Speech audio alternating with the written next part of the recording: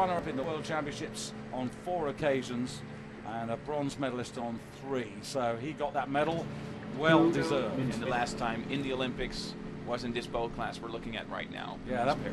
2008. So it's the men's pairs right over on the far side. Germany in lane number 1, Anton Braun and Felix Drahotta. And then next to them, George Nash and Will Satch, who runners-up in Belgrade and are real under-23 achievers. They've really taken on the mantle because Triggs Hodge and Reed have gone into the 4. And here are the dominant force, Eric Murray and Hamish Bond. And are we going to see something special? When they learned that the 2 Brits were going into the 4, it wasn't euphoria, it was disappointment because they were going to miss the continuing duel. Dave Calder and Scott Franson, silver medalist in the Olympics, really good battle early on in the regatta. They were with the Kiwis for 1,500 meters. And here the Greeks, the Guntulas boys, they were 3rd in Belgrade.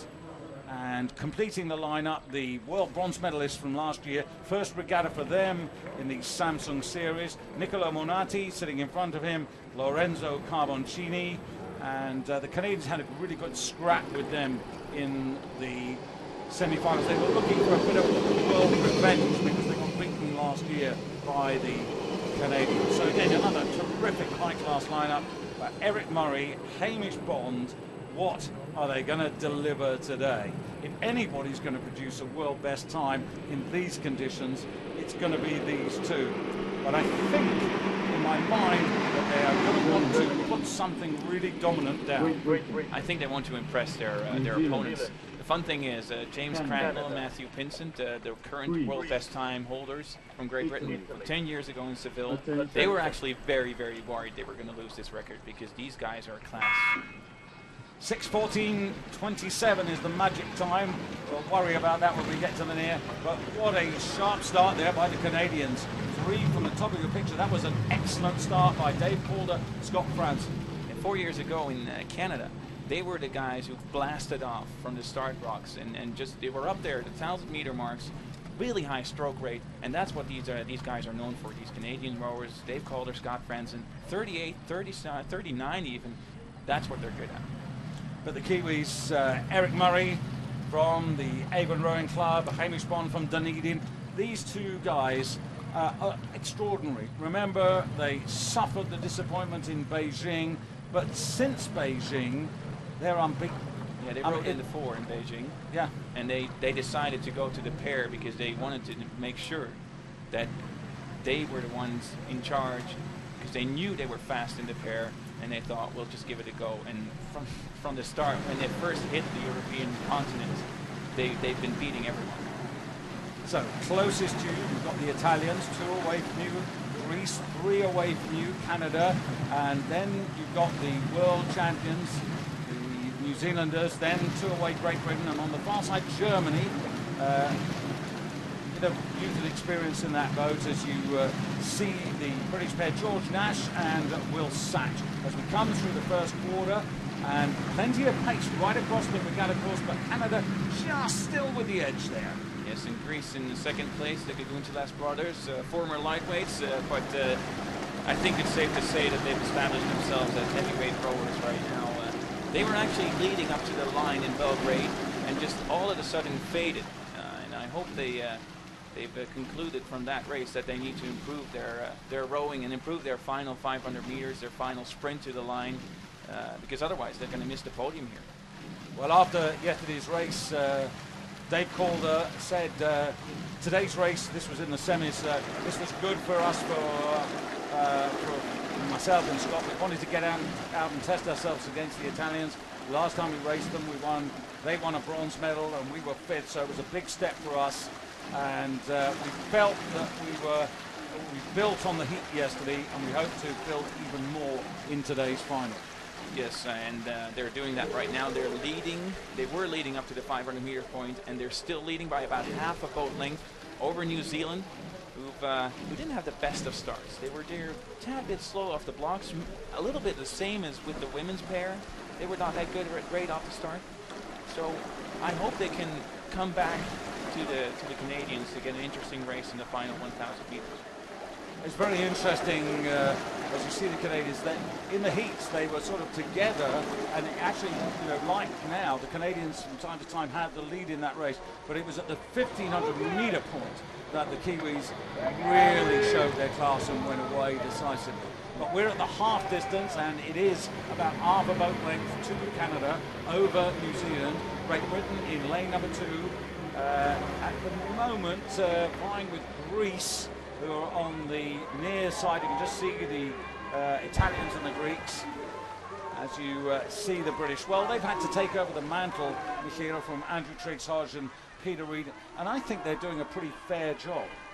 Yes, if you have to measure up to Andrew Triggs-Hodge and Peter Reid, who've been silver medalists, reigning Olympic champions in the men's 4, and you perform that well, that's a good thing. Right now, New Zealand moving. Yeah, push early in the third quarter here, and it's brought them on terms. And there you can see, and they now look really impressive.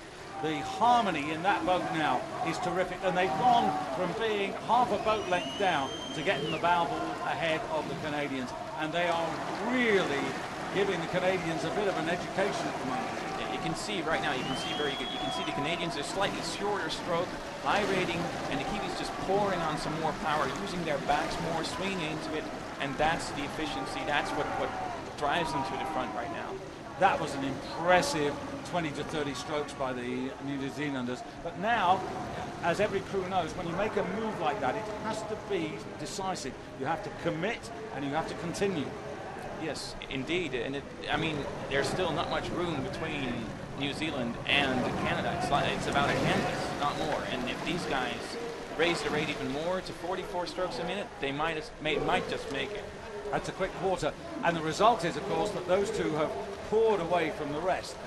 Greece, who can have a pretty strong finish, vying with Great Britain at the moment for third, fourth places, but the focus here is on these men, because it is Great Britain at the moment who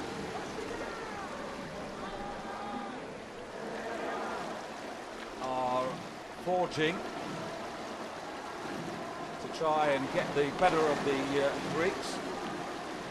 New Zealand slowly moving away from Canada right now, half a boat length up, and it looked like the Canadians were having a tough time. They absolutely poured in everything they had the first 1,500 meters, trying to surprise the New Zealand team.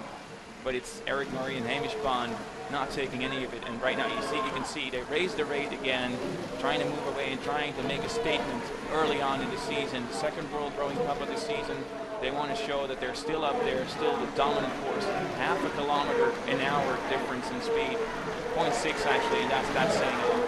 But apart from that, what makes Eric and Hamish special for you?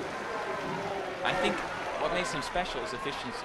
I don't necessarily like their rowing style. I mean, they swing back and forth a little bit, but I like their efficiency. And I don't think they're going to make a world record.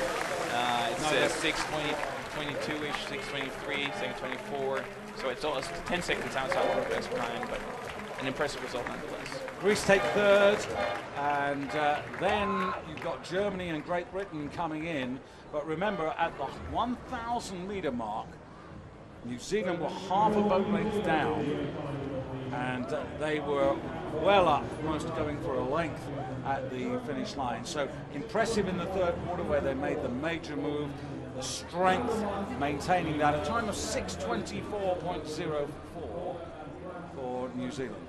Yes, and the fun thing is New Zealand is very good at racing in negative splits. That means they race as faster second 1,000 meter marks instead of the first 1,000 meter mark, which is usually faster. Usually they die down a bit, rowing crews. And although it's marginally, 3:12.76 was their first 1,000. It's a little bit less, 3:11 something, 3:11.3 for the second 1,000. So that's pretty impressive. So confirmation of the Italians, I think, will be disappointed with that to find themselves down in sixth place. So